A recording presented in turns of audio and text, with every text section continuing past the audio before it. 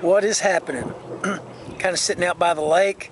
Sun's in my eyes a little bit, so I'm squinting, but I was just sitting here thinking about how in this life there are the haves and the have-nots. And it just seems like the gap between the haves and the have-nots keep getting bigger and bigger, and the tension that it creates. You know, the people that don't have naturally want to have more, and that's understandable. But how do you get more? You know, you just don't have it given to you. You have to earn it. And I was thinking about me when I was growing up. My family had a very normal family. My dad worked at the same manufacturing plant for 25 years. He was an electrical engineer, and I always felt like we were a have-not growing up. You know, my mom was a stay-at-home mom. She didn't have to work. But it seemed like my dad worked extra hard to provide for us. Now, we had our own home. We had 2 older cars. We never had a new car.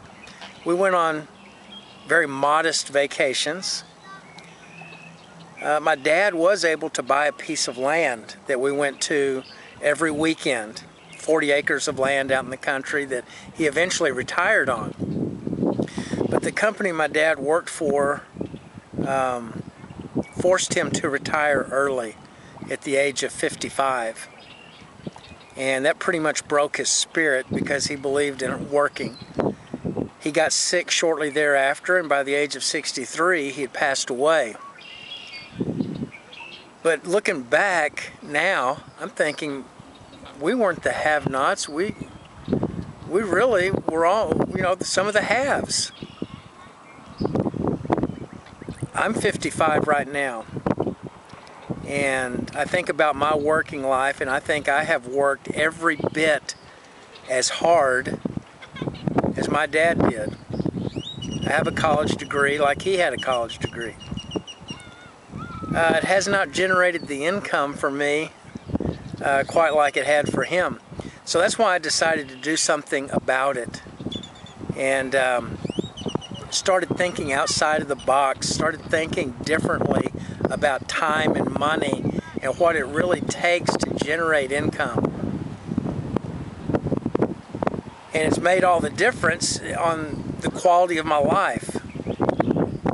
And so this blog post is about the haves and the have-nots. The haves, you know, have a better life.